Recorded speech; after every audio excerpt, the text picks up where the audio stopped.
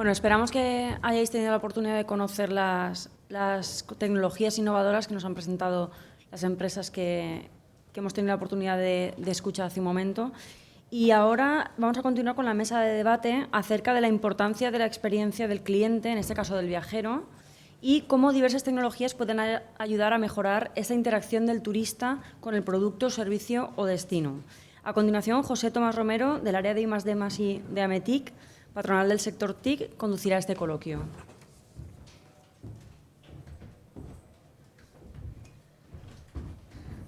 Muchas gracias. Bueno, esperemos que haya aprovechado el café. Vamos a empezar con la mesa de debate. Tenemos con nosotros representantes de varias entidades que nos van a hablar precisamente de la temática de hoy, de la temática de experiencia de usuario. Bueno, estamos esperando a Giro, pero comenzamos a presentar los que estáis, porque ahora deben de estar de moda los debates a 4 y por eso de los 5. Por vuestra derecha, primero, la primera persona que veis a la derecha en la mesa es Tomeu Crespí. Él es responsable de innovación del consorcio de Playa de Palma y es coordinador de la Smart Office Palma y responsable de ejecución e implantación del Plan Director Smart City Palma. Es también responsable del grupo de Smart Destination de la Red Española de Ciudades Inteligentes, la RECI. Es ingeniero en Organización Industrial por la Universidad Politécnica de Valencia y máster universitario de Diseño, Gestión y Desarrollo de Nuevos Productos, también por la Universidad Politécnica de Valencia. Su carrera profesional se centra en el diseño y gestión de proyectos vinculados a territorio desde la perspectiva de planificación y análisis territorial en turismo. Y también en tecnologías de la información, nuevos modelos de negocio, estrategias de proyectos online y 2.0. A su lado tenemos a Juan Ignacio Pérez. Buenas. Él es profesor y consultor de SIC y bueno, él es ingeniero industrial por la Universidad Politécnica de Madrid, máster en Dirección de Marketing y Ventas por ESIC y coach ejecutivo por la Universidad Autónoma de Madrid y máster Practitioner en PNL. Actualmente es profesor de SIC en las áreas de posgrado y Executive Education y posee más de 20 años de experiencia en las áreas de marketing, ventas, desarrollo de negocio, coaching y formación en empresas multinacionales líderes en Europa y en Estados Unidos. Y ha desempeñado funciones de dirección de marketing, dirección de ventas, responsable de producto y e-marketing y director de desarrollo de negocio y managing director en empresas como Esri España, Atos Origin o Sun Microsystem. A su izquierda, bueno, su derecha o vuestra izquierda, está José Antonio Vicente. Buenas. Él es socio fundador de Reiníciate, es doctor en Económicas por la Universidad Rey Juan Carlos, MBA por el ESIC y licenciado en Investigación y Técnicas de Mercado por la UAM y diplomado en Estadística. Ha desarrollado su trayectoria profesional en el ámbito de la estrategia corporativa y el marketing, trabajando en diversas consultoras de primer nivel y también ha sido directivo en AXA Seguros Generales y en el grupo Transhotel. En particular, en Reiníciate él es socio fundador y Reiníciate es una consultora de negocio especializada en el sector turístico, donde ha desarrollado proyectos para compañías como Diners Club, Viajes Carrefour, Alsa o El Tenedor. Actualmente también colabora con ESIC impartiendo clases de marketing estratégico. Y a vuestra izquierda tenemos a Óscar Franco. Él es director del área de Hospitality y proyectos especiales en Emotion Experience y bueno, ellos en Emotion Experience desarrollan estrategias de marketing sensorial para ayudar a sus clientes a compartir quiénes son y qué quieren contar, puesto que a partir de la venta emocional crean lazos de unión a través de los cuales cada firma puede comunicar a su público todo lo que comparten y generar así vínculos emocionales con sus posibles consumidores. De todas maneras, nos van a explicar ellos sus empresas. Óscar es licenciado en Administración y Dirección de Empresas por la Universidad Autónoma de Barcelona y además es promotor de empresas y productos innovadores de base tecnológica, desarrollo conceptual, creatividad, detección y generación de sinergias empresariales. Bueno, a continuación pasamos directamente sin más a las preguntas. Las preguntas van dirigidas, pero también os quiero comentar que en cualquier momento podéis hacer preguntas desde el público para los ponentes que tenemos con nosotros. Y la primera pregunta se la quiero dirigir a Juan Ignacio. Y bueno, en la ponencia anterior de Consuelo se habló de qué es la experiencia de cliente y cómo se puede mejorar esta experiencia de cliente, ¿no? Y desde tu punto de vista, Juan Ignacio, ¿en qué debe basarse una correcta experiencia de cliente? Buenos días, muchas gracias. Lo primero, me gustaría cuestionar si lo que quieren ustedes en sus empresas, en sus organizaciones, es desarrollar una correcta experiencia de cliente, o deberíamos preguntarnos si podemos desarrollar una extraordinaria experiencia de cliente. ¿Merece la pena invertir solo en una correcta? Realmente tenemos que enfocar hacia experiencias únicas, diferenciales, que de verdad perciban nuestros clientes. Como estabas comentando, desde SIC, donde trabajo como profesor y consultor, desarrollamos programas para empresas e invertimos, por supuesto, en la experiencia cliente. Desarrollamos programas de Customer Experience específicos. De hecho, bueno, pues estamos lanzando incluso simposio internacional y tecnológico en este área, porque nos hemos dado cuenta precisamente que es fundamental llegar más allá de lo que están llegando nuestros competidores. Si hacemos lo de siempre, nos vamos a quedar donde siempre o incluso más atrás. Ya lo decía Alicia en el País de las Maravillas, creo que era, ¿no? Con el conejito decía, no se trata de correr mucho, se trata de correr más que el de al lado. Y el de al lado va que se las pela. Con lo cual tenemos que hacer cosas diferenciales y para eso tenemos que enfocar hacia ya no tener clientes, sino tener fans. Ahí está el concepto ahora que le llaman fansumers, que es fans y consumers. Fansumers como el concepto de que ya no queremos solo clientes que nos compren. Lo que queremos no es que dejen su dinero, sino que compartamos emociones. Antes los clientes se quejaban. Realmente los fans lo que van a hacer es promovernos y hablar bien de nosotros, prescribirnos.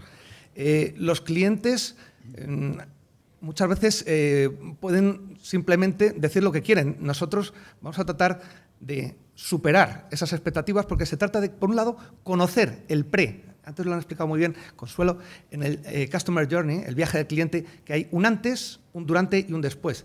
El antes tenemos que tratar de ver las percepciones, perdón, las expectativas del cliente. Expectativas que el cliente espera de nosotros, para después contrastarlo con lo que vendrá después, que son las percepciones, para tratar de superar esas expectativas, pero sobre todo hacer un buen seguimiento de lo que el cliente se está llevando después de la interacción con nosotros.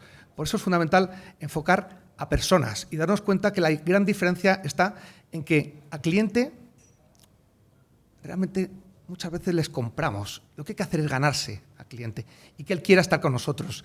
No con artimañas, que es como se ganan a clientes, sino de verdad desde el corazón y haciéndole que viva esas experiencias desde esa interacción diferencial. Como digo, empresas ahora mismo diferenciales están enfocadas en entender cómo funciona el ser humano, el cerebro izquierdo y cerebro derecho. Tenemos dos cerebros, supongo que conocéis este tema. El cerebro racional, tratar de que el cliente vea que con nosotros hace un buen negocio, y el cerebro derecho, tratar de enamorar al cliente. Nos estamos preguntando, ¿realmente estamos enamorando a nuestros clientes? Empresas que están invirtiendo en neuromarketing, en neuroventa, en estudios de cómo se comportan las personas, son estas que realmente están consiguiendo dar un paso más allá y no solo por la parte de clientes, sino también por la parte de motivación de los empleados, en la que luego, si te parece, me extenderé un poco más.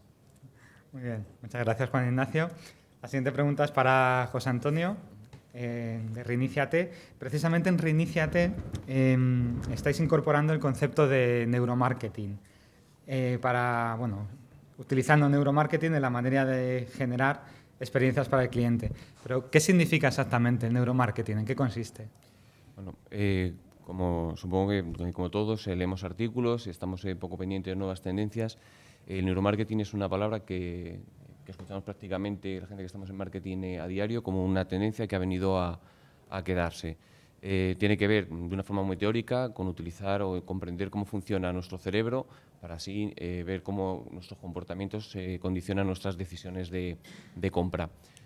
A mí, honestamente, la primera vez que me lo contaron me sonó lejano para aplicarlo a las compañías con las que trabajo. Nosotros bajamos un nivel y hacemos lo que hemos denominado neurosegmentación. ¿Con qué tiene que ver? Supongo que en vuestro día a día habéis utilizado todo tipo de segmentaciones, desde segmentaciones por estilo de vida, por sexo, por edad, sociodemográfico, cosas que han pasado, son ya de hace unos años. Cosas que tienen que ver con nuestro comportamiento de compra, el ticket medio, el gasto medio, el valor actual, el valor potencial. Incluso hay algunas que nos clasifican en función de nuestro estilo de vida. El tema de los famosos dinkies, pues llevamos escuchándolo 10 años. ¿Por qué el neuromarketing ha venido para quedarse? Porque al final está estudiado que el 85% de nuestras decisiones son puramente emocionales. Cuando reservamos un hotel, cuando elegimos un destino, nuestro próximo destino donde vamos a viajar, incluso cuando pensamos en decisiones vitales como cambiar un coche, nuestro comportamiento, nuestra personalidad van a condicionar la decisión que tomamos y el proceso que seguimos. El neuromarketing al final lo que nos va a permitir o la neurosegmentación nos va a dar palancas que podemos accionar. Y me gustaría contar un pequeño caso en el que hemos estado trabajando hace unos meses que no tiene que ver con el sector. El primer retail del mundo, bueno, ahora el segundo detrás de Alibaba, quería desarrollar una categoría de venta que era online, y lo que nos contrató, en lo que estuvimos trabajando con ellos es en identificar cómo influye la personalidad que tenemos cada uno de nosotros en nuestro proceso de compra, en una de las categorías que era ropa. Cada una de las personas que estamos aquí tenemos una personalidad que se puede identificar, y solo son 8. Cualquiera de las personas que estamos aquí seremos clasificados como entusiastas, como narcisistas, como cautos, como conservadores. Esa forma de ser va a condicionar todas y cada uno de nuestros procesos de compra. Pongo un ejemplo. Una persona que es cauta, y se puede identificar de una forma muy sencilla, como es mi caso, planifica sus vacaciones con un plazo de tiempo muchísimo más elevado que alguien que puede ser narcisista o que puede ser imprevisible. Lógicamente, los estímulos de marketing, nuestras acciones de marketing, tienen que ser totalmente diferenciadas en función de la personalidad que tengan nuestros clientes. Por resumirlo y no extenderme mucho, la época del café para todos está claro, yo creo que está superada, que vamos hacia una segmentación o hacia un marketing prácticamente muy individualizado, y entender la personalidad o identificar la personalidad que tienen nuestros clientes nos va a dar palancas que de verdad sí son accionables y poder tocar todo el comportamiento de compra, desde cómo le mandamos información, cómo estamos en el proceso en el que decide, cómo estamos en el proceso en el que realiza la compra, incluso cómo tratamos el proceso, cómo le ayudamos a prescribir nuestros productos y servicios. Y esta parte sí que ya me parece mucho más aterrizada a la realidad de nuestros negocios. Muchas gracias, José Antonio. Seguimos la siguiente pregunta para Tomeu. El caso del consorcio de Playa de Palma además es particular por ser un destino, y además un destino pionero en incorporar las palabras smart, inteligencia, como concepto. Y en particular en Playa de Palma, ¿cómo hacéis, qué servicios o qué instrumentos habéis puesto en marcha para conocer al turista que visita Palma? Muy bien, bueno, en primer lugar, gracias a ITH y a Cintur para invitarnos. Bueno, desde Palma la palabra smart, inteligente, parece que ha venido para quedarse. Además de ser una moda, lo smart aplicado a un destino turístico tiene 4 vertientes, que es la innovación, la tecnología, la sostenibilidad y la accesibilidad. Bien, bajo esas premisas, desde el Consorcio de Playa de Palma y el Ayuntamiento de Palma, lo que intentamos con la semillita que nos puso Segitur de cómo se reconvierte un destino y cómo se transforma digitalmente el destino, pues hicimos todo un planteamiento y pensamos que lo principal para conocer al turista es darle una infraestructura para que pueda hablar y pueda comunicarse. Y evidentemente la infraestructura no podía ser otra que la Wi-Fi, ¿no? Entonces planteamos el primer destino con Wi-Fi gratuita, de alta calidad, y lo que hicimos, iniciamos un expediente, un concurso de licitación, en donde por parte del ayuntamiento se cedió todo el espacio urbano para que una empresa pudiese explotar las comunicaciones Wi-Fi, pero más allá de entender como un proyecto de instalación, un proyecto de antenas, de hardware, de cacharros, había que cambiar el modelo y entender el proyecto como una herramienta muy potente de marketing para el destino. que es la comunicación digital y todos los canales que se han abierto últimamente estos últimos años y conseguir lo que se está hablando de fansumer, ¿no? De cómo convertimos el turista en un fan. Entonces lo que hicimos fue dotar de wifi a la primera playa. El año pasado se adjudicó el proyecto, va a durar 4 años y en una primera fase se han instalado en 5 kilómetros de playa, son 3 fases, primera línea, segunda y tercera. La primera línea se ha ejecutado en 2014 y se ha dotado de, ahí en Playa de Palma funciona por balnearios, ¿vale? Hay unos 15 balnearios y en cada balneario se han puesto diferentes repetidores y puntos de acceso. Y lo novedoso de ese sistema, que diréis, una wifi, bueno, pues es wifi, ¿no? Pues lo que hemos intentado es que los turistas se conecten a través de los perfiles sociales del sponsor y del patrocinador de esa red, en este caso. Entonces, lo que hace es, por ejemplo, tienes que dar me gusta a la página web de Facebook en este caso es Pavisa Hoteles, el patrocinador de la red, y lo que consigue es segmentar muy bien el cliente y saber de dónde viene, y no solo tiene los clientes de su hotel, sino que se abre al destino y puede captar toda la información sensible del proceso del durante, ¿no? Del durante que hace ese turista en el destino. Muchas gracias, Tomeu. Seguimos con otra pregunta directa. Esta es para Óscar, de Emotion Experience. Más Emotion Experience es una empresa muy innovadora en su concepto de utilización de las experiencias sensoriales, ¿no? Que pone en marcha los sentidos, vista, oído, olfato. Y bueno, la pregunta es, ¿cómo utilizáis precisamente los sentidos para crear buenas experiencias para los clientes? Bueno, lo primero también agradecer a ITH y a Cintur la oportunidad de estar aquí con vosotros. Desde Motion Experience somos una empresa atípica en su formato y organización porque integramos dentro de nuestra propia estructura distintas disciplinas que la suma de estas nos permiten abordar los proyectos desde una fase de concepto, entender con el cliente cuáles son los objetivos, acompañarles en la definición de cuál es el mensaje que quieren trasladar a su cliente desde el posicionamiento de marca, con lo cual ayudamos a enriquecer esa identidad de marca dándole otros canales o otros sentidos.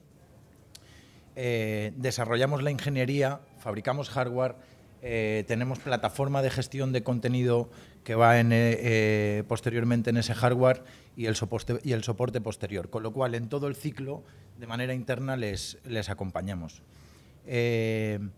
Inicialmente nuestra penetración fue a través de un sector como es el retail, en el que acompañamos a muchos clientes en toda su expansión, y lo que no solo es que en el contexto audiovisual y en el contexto sensorial instalamos, fabricamos equipamientos como pueden ser soportes audiovisuales de formato no convencional, sino que luego creamos ese contenido que en muchos casos, y es un ejercicio que muchas veces hacemos con nuestros clientes, es el por qué. O sea, ¿por qué va a ir ese soporte? ¿Cuál es el fin? ¿Cuál es el mensaje? ¿Qué contenido es el que tiene que ir?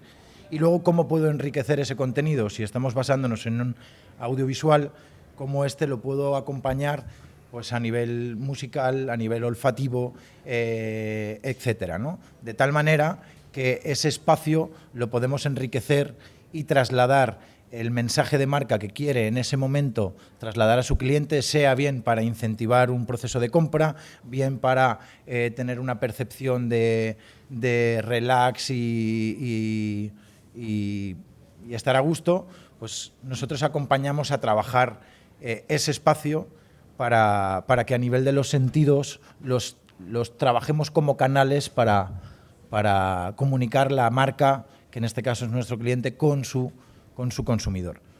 A partir de aquí, hoy por hoy se está trabajando en una fase que anteriormente la tecnología solía aparecer en un proyecto en una fase posterior a la de conceptualización del mismo espacio. O sea, aparecía un arquitecto, un interiorista, diseñaba el espacio, qué colores, qué mobiliario, y una vez está todo ese espacio diseñado, luego se empezaba a definir qué tecnología iba, etcétera. Eso lo que hace es que al final acabas teniendo un altavoz puesto aquí en un trípode como un elemento implantado, pero no integrado en el espacio. Entonces, por un lado trabajamos en que la tecnología pueda estar integrada en el espacio, y por otro lado es qué uso le vamos a dar a la tecnología y el por qué para trasladar el mensaje que quiere esa marca, sea retail, sea hotelería, sea centro comercial o incluso una oficina corporativa, ¿no? Fenomenal. Yo creo que además con esta primera pregunta dirigida a cada uno os habéis podido hacer una idea mejor de la dedicación y el trabajo de cada uno de ellos. A partir de aquí, en cualquier momento podéis intervenir. Si tenéis alguna pregunta, levantáis la mano y uno de los compañeros os pasa el micro. Y además, en las preguntas que os dirigimos ahora, os las vamos a dirigir a uno de los ponentes, pero podéis intervenir todos en cualquier momento.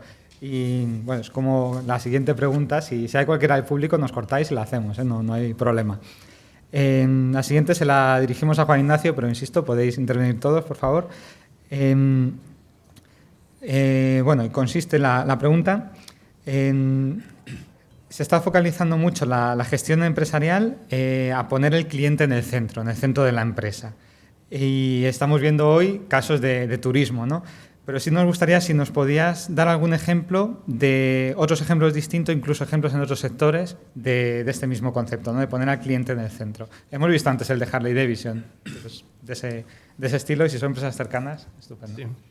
Bueno, pues pudiendo hablar de empresas que conozcamos todos un poco, esta estrategia que yo vengo oyendo hablar de ella, Customer Centric, desde año 2000, no es algo nuevo, esto no lo hemos inventado ahora, desde luego.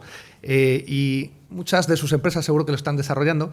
El ejemplo de Harley Davidson es ya un clásico, igual que el de Starbucks. Harley, dice su presidente Richard Telling, dice, no vendemos motos, dice, vendemos el que un contable, dice, de 43 años se pueda vestir con cueros, coger su moto, conducir por pueblos pequeños y que la gente le tenga miedo.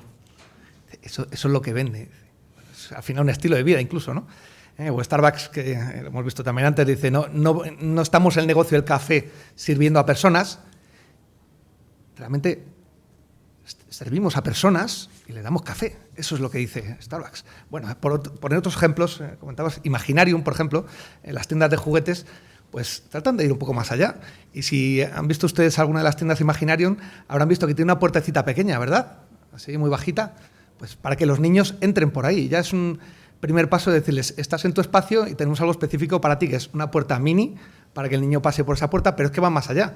Hacen que los niños construyan los juguetes y los diseñen, y luego ellos con impresoras 3D, que están ahora muy de moda, los fabrican. Y también, por supuesto, lo que ellos tratan de vender es un espacio de encuentro familiar entre padres e hijos. Y eso es lo que tratan de hacer en sus espacios de tienda. Hay muchos otros ejemplos. Podríamos ser el caso, por ejemplo, de Lego. Lego también tiene un software virtual que permite que el cliente diseñe sus juegos de construcción y a partir de ahí lo manda a la fábrica y la fábrica le manda la caja con el paquete que le va a permitir construir eso que él ha diseñado. Lo mismo Nike, por ejemplo, con su iniciativa Nike ID, que permite que pongas tu nombre y personalices tus zapatillas. Se trata de personalizar y acercar el producto muchísimo, todo lo que puedas a tu cliente. Si pudiéramos incluso de manera individualizada, ¿podríais en vuestros negocios individualizar cada uno de los servicios? Lo hace, por ejemplo, Ushuaia, conocerán la cadena de hoteles en Ibiza, tiene un hotel de muchísima fama, que cobran varios miles de euros por habitación, y tiene el concepto Art and Fun. Tratan de innovar ofreciendo arte, pero también que la gente se lo pase como no se lo ha pasado en su vida. Y claro, la gente está dispuesta a pagar por este hotel lo que no se ha gastado en su vida en un hotel. Le dan una pulsera que ya le da acceso a un montón de facilidades.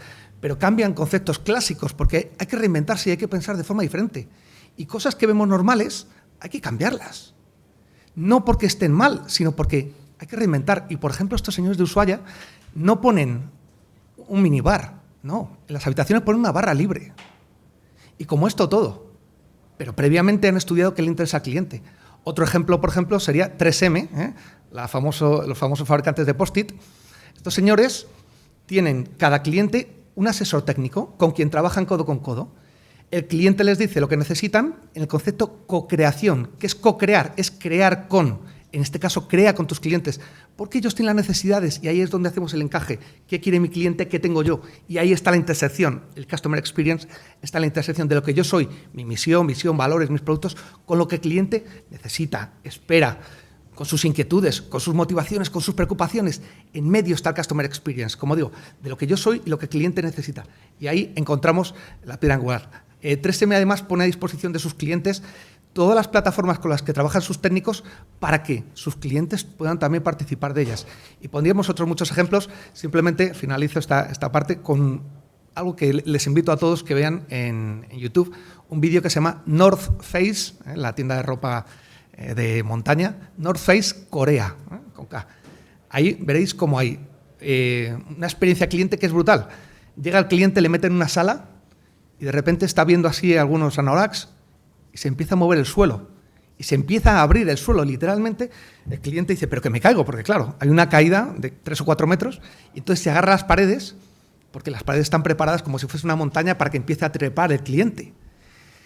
Y le aparece una pantalla. Tienes 30 segundos para coger y de repente baja un anorak en medio de la sala. Y el cliente agarrado a la pared. ¿Y qué hacen? Pues no saben qué hacer.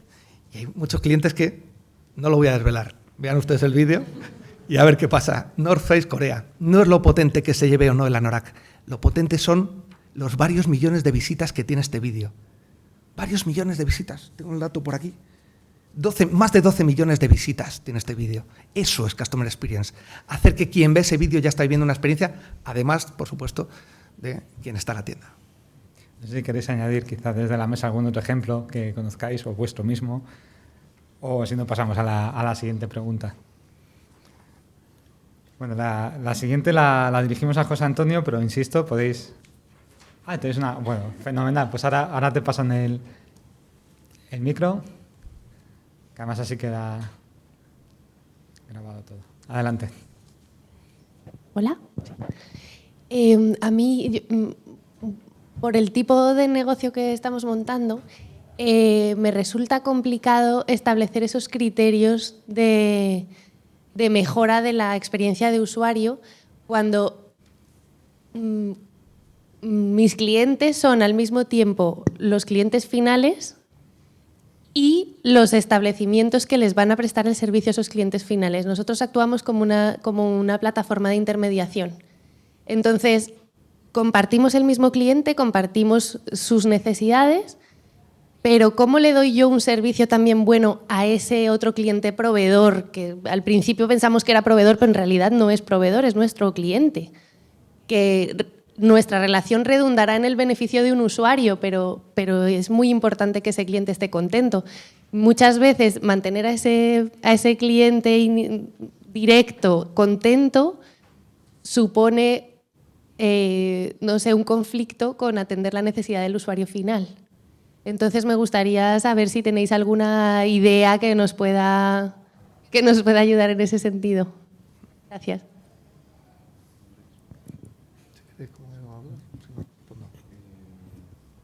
Bueno, me voy a permitir desde la humildad comentarte un poco lo que haría.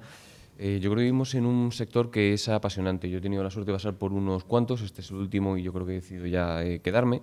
Y creo que lo que más me gusta es que es el sector donde más se puede personalizar la experiencia. Los dos parámetros para saber si se puede hacer es, puedo dar mensajes en tiempo real, ahora lo permite, y si puedo adecuar mi mensaje, es decir, si puedo entender lo que necesita cada una de las personas. En este caso, vivimos en un sector donde ambos casos se dan y el ir además vivimos en un sector donde la guerra de precios es tremenda, es el paradigma del marketing one-to-one. En este caso, humildemente, estuviese en tus zapatos, lo que intentaría es entender cuáles son todos los momentos donde yo me relaciono con mi cliente, es decir, qué elementos van a componer la experiencia, de igual que sea B2C, que sea B2B. Por ejemplo, me tocó para Coca-Cola hacer B2B y es igual, pintas el viaje del cliente que tiene otros parámetros, es totalmente diferente. Y luego, para mí lo siguiente, que es algo que no tenemos muchas de las empresas en cuenta, hay que intentar ver que no todos los elementos del viaje del cliente tienen la misma importancia en su satisfacción. Hay algunos que simplemente ganar un punto más de satisfacción supone la diferencia y hay que identificarlos e invertir. Como bien decía Juan Ignacio, una de las opciones es la co-creación, a veces con el cliente, a veces es solo, a veces es innovando a través de nuestros equipos, pero también la clave es defino cuál es mi modelo de relación con el cliente, qué elementos la integran, qué elementos van a ser más importantes para mis clientes por encima de otro, entiendo sus expectativas y juego también con sus percepciones. Y estamos en un punto donde incluso donde cambia, aunque la necesidad que cubramos sea la misma. Un ejemplo muy claro. El modelo de relación que tiene un cliente de BlaBlaCar el que tiene BlaBlaCar con sus clientes y el que tiene Alsa con sus clientes es totalmente diferente y los dos cubren la misma necesidad, que es llevar a alguien del punto A al punto B. Y los elementos en los que se relacionan, en la fase de inspiración, cómo compran el billete, cómo se informan, cómo es la relación, cómo es el trayecto, es totalmente diferente. Al cliente de BlaBlaCar unas cosas le importan más, al cliente de Alsa otras le importan menos, al del tren le importan otras. Yo invertiría en investigar y lo que no tendría miedo es de preguntarle a mi cliente. ¿Hay alguna aportación adicional? Yo creo que hay una cosa interesante que comentabas, no es lo mismo siempre, no en todos los casos, no es lo mismo el cliente que el usuario. Yo no sé si a lo mejor en Emotion Experience, por ejemplo, vuestro cliente entiendo que son hoteles, los usuarios son los que se alojan. No sé si es así exactamente. Y puede ser interesante a lo mejor comentar algo en esta diferencia de clientes y usuarios para ayudar a la respuesta. Sí, al final en este caso, para nosotros, nuestro cliente es el hotel, es el corporativo, pero nosotros siempre trabajamos el ejercicio en la base del cliente, porque es importante lo que decía Juan Antonio en el tema de la co-creación. La co-creación, o sea, al final es sentarse con nuestro cliente, que es el que mejor conoce a su cliente, al usuario final, y a través de ahí construir, entender cuál es el objetivo y a partir de ahí que nosotros que le brindamos pues nuestro conocimiento. Si nos basamos en el contexto tecnológico, nosotros tenemos un equipo multidisciplinar desde software, hardware, creación de contenido, ingeniería y lo que hacemos es junto con el cliente entender cuáles son las necesidades y a partir de ahí aportarle conocimiento, ver qué es posible y qué no es posible y construir conjuntamente una solución. Siempre hay que tener el usuario final, siempre hay que tenerlo presente, porque al final es el cliente en mayúscula. Muchas gracias. No sé si hay algún comentario más desde la mesa o alguna pregunta adicional del público. Mientras tanto pensáis preguntas, quería continuar con Tomeu y, insisto, podéis intervenir todos los demás. Y la pregunta es, ¿cuáles son los servicios dedicados al ciudadano y al turista que tenéis en Playa de Palma y que consideráis que pueden mejorar la experiencia del cliente? Y además aquí yo creo que es interesante esa misma diferenciación que hacíamos entre cliente y usuario. Aquí tenéis ciudadanos y turistas en Palma, ¿no? Con lo cual yo creo que es interesante comentarlo. Efectivamente. Desde la Administración, al final tenemos ciudadanos y ciudadanos temporales, ¿no? Que son los turistas, y al final hay que medir qué necesidades tienen, qué demandan, qué información necesitan y cómo la Administración puede cubrir esa información. En concreto, desde la plataforma Wi-Fi, lo que exigimos al licitador, al que ganó el concurso, fue una plataforma de monitorización de qué está haciendo el turista, qué está haciendo el dispositivo electrónico, que entendemos que es turista o residente, y qué está consumiendo en el destino a tiempo real. Es decir, para que os hagáis una idea, concretando, lo que averiguamos en la primera temporada turística es que el verano pasado, de mayo a septiembre, es que desde las 6 de la tarde a las 10 de la noche son las horas que más se consume Wi-Fi y que coincide con las horas de más consumo de agua en hoteles también. Entonces son datos que que cruzando pues podemos sacar una serie de indicadores muy importantes. Pero lo que verdaderamente queremos hacer desde Palma es especializarnos en el análisis Big Data de todo el uso que está haciendo el turista con su dispositivo móvil. También podemos tener acceso a qué aplicaciones son más usadas, qué sistemas operativos dentro de un destino turístico son los más usados, qué más. Podemos saber también los tráficos, para que os hagáis una idea, la temporada turística pasada se sirvió unos 30 terabytes de datos en la playa de Palma y bueno, al final el turista es el centro de la promoción, cambia un poco el paradigma porque está consumiendo, está compartiendo su experiencia constantemente y nuestra idea es esa, coger toda esta información y poderla explotar. Y ahí hemos quedado, ¿no?, en la explotación y estas herramientas que nos hacen falta desde la administración, que intentamos mediante proyectos, convenios, intentar hacer explotación de datos, que es realmente el valor de una infraestructura y el conocimiento del turista y sus necesidades en el territorio. Estupendo, pues de verdad muchísimas gracias. Me comentan que tenemos además aquí para la clausura a la directora general de Tour España y no queremos hacerla esperar.